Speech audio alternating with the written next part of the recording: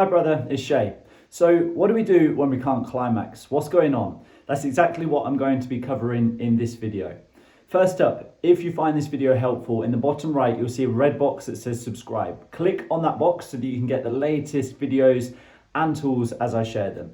So what's happening when we can't climax? Let's say there's no challenge really getting hard, it's more about being in the heat of the moment and feeling this sense of anxiety around, is it going to happen again? If I can't climax, then have I failed? Have I satisfied my partner? All of these questions can start coming into our mind.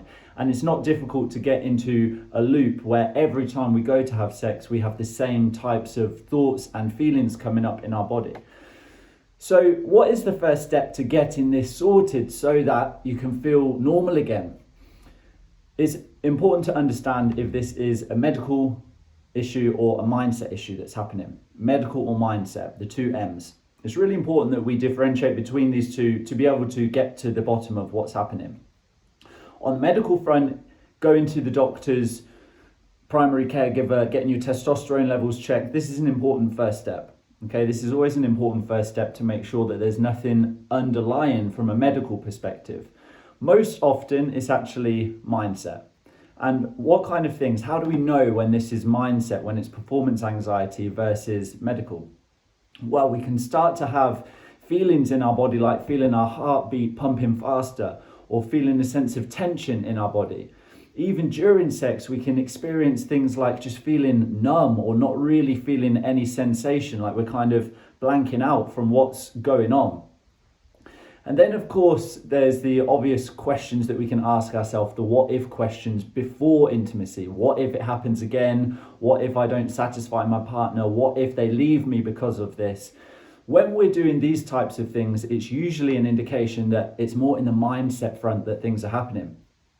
And then there's another factor as well that is not necessarily mindset or medical, but it's more our lifestyle. So things like alcohol, nutrition, but especially alcohol or drugs, for example.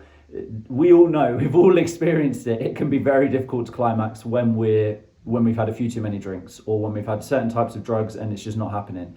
So I want to put those ones, alcohol and drugs, aside for a moment, because you probably know if it's down to that, that's the first experiment to do, to cut those things out and see what happens then.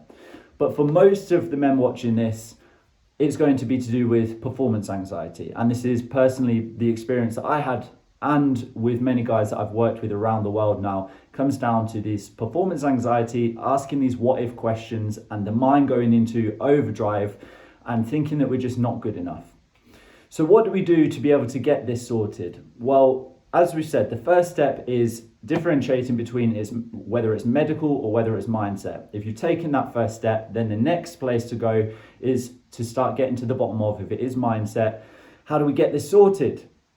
To do that, I have developed what I call the performance anxiety quiz. This is 10 yes or no questions that you can ask yourself. It's a free quiz and it takes less than 2 minutes to complete.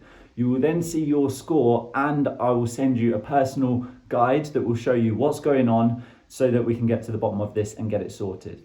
So if that sounds good to you, in the comments below you will see the link to the performance anxiety quiz. Click on that link, it's going to take you straight to the page where you can answer the first question, and then you will see your score. I'll see you on the quiz.